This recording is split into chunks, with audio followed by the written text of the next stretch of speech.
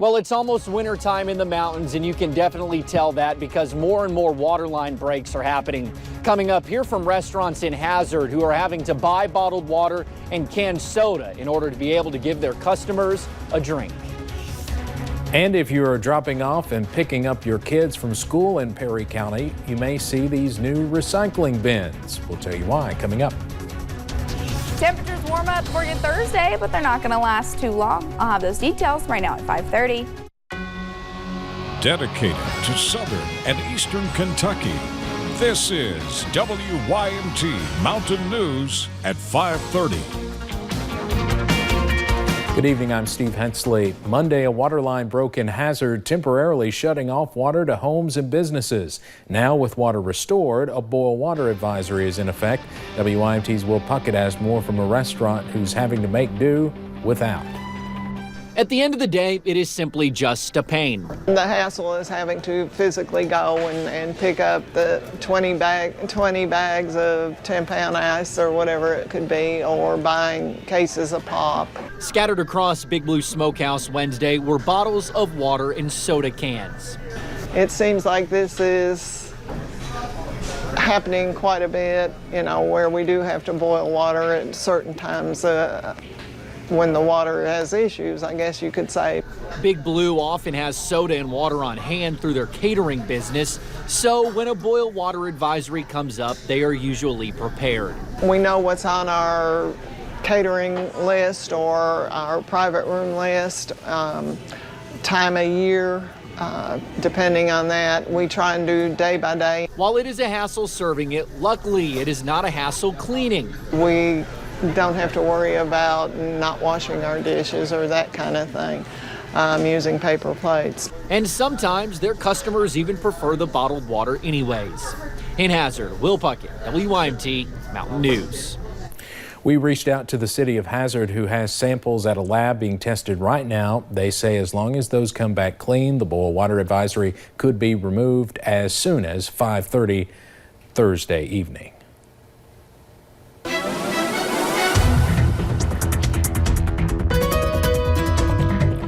We've dealt with those overcast skies throughout the day, but we're going to start to see those clouds break up. Some spots already seeing that across the mountains. We'll go ahead and take you up to US 119 into Pine Mountain. You're seeing those clouds starting to break just a little bit, but really those gloomy skies we've been seeing throughout the day. Looking outside the front porch here at YMT, those clouds starting to break up a little bit. Right now it's 50 degrees as that sun sets behind the mountains. Temperatures, well, they're not too bad. Anywhere from those upper 40s, those mid 40s if you're into Pikeville, so 45 there, 43 into Wise, a little bit cooler. Lots of 47s across the board, a little bit warmer looking down into Jacksboro into Tennessee. 54 degrees where they saw a little bit more sunshine earlier today. You could see that here on satellite and radar over the past several hours. Those clouds starting to move out just a little bit, especially looking down into the Cumberland Valley area, but we'll continue to hang on to a few of those clouds as we head into tonight. So tomorrow's looking a little bit better. We'll see a little bit more sunshine. We'll start to get a little bit warmer before rain moves in and a cold front crashes back into the mountains Friday into your Saturday. So soggy weather for both of those days. I'll have more on that coming up in just a little bit. All right, Paige, thank you. Perry County received a $241,000 grant for recycling, and now the time to implement a plan is here. A recycling bin was delivered to all 11 schools in Perry County this past week. WYMT's Lacey Roberts talked to some who say this is only the beginning.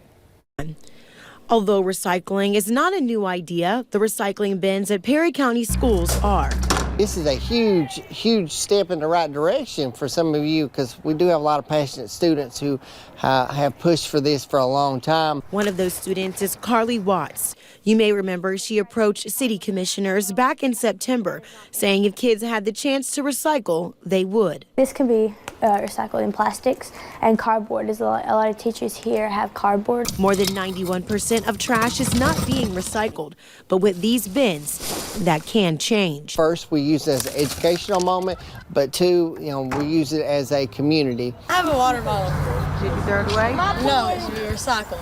I've already seen people from like these houses recycling here too, so it really is amazing how quickly change can be. An idea that will not only better schools in Perry County, but the community too. And once the students, get used to collecting recyclables at home, we expect it to pick up greatly. It's really the perfect timing you know, because they're wanting to get involved and they're wanting to help the planet. An effort that takes one small change to make a greater impact. In Hazard, Lacey Roberts, WYMT Mountain News. With this grant, Perry County also received a larger baler, which will allow them to compact and transport more waste at one time. In Laurel County, a woman is in jail after deputies say she ran away in handcuffs before being found 2.5 hours later. Deputies say loss prevention workers at the Walmart near Corbin detained Brittany Turner for alleged shoplifting. They say she lied about who she was and eventually led deputies to her husband in a nearby parking lot. That man, Roy Worthington, had outstanding warrants and was arrested. Turner ran away while handcuffed, but deputies later found her still restrained. She has warrants from Harlan County and from Virginia. She's now charged with theft, escape, and giving an officer false information. A kindergartner makes a disturbing discovery on an Ashland playground. The principal at Pogue Elementary says the child saw a gun sticking out of some mulch. The child told a teacher and all of the students were taken back inside. At this point, it is not clear where the gun came from. Police took the weapon. A shooting was reported close to the school Sunday night, but Ashland police are not saying if the gun could be connected to that case. They also have not said if the gun was loaded. Yesterday, the American Medical Association called for an immediate ban on all electronic cigarettes and vaping devices. The AMA cited a surge in underage teen use of e-cigarettes, which typically heat a solution that contains nicotine. Doctors in the group said the recent outbreak of lung illnesses linked to vaping prompted their action. Last year, it was Lieutenant Colonel Amy McGrath challenging Republican incumbent Andy Barr for the 6th congressional seat. This time around, Democrat Josh Hicks. Hicks is a U.S. Marine, former police officer and lawyer, and now says he's ready to stand up for people who are like him.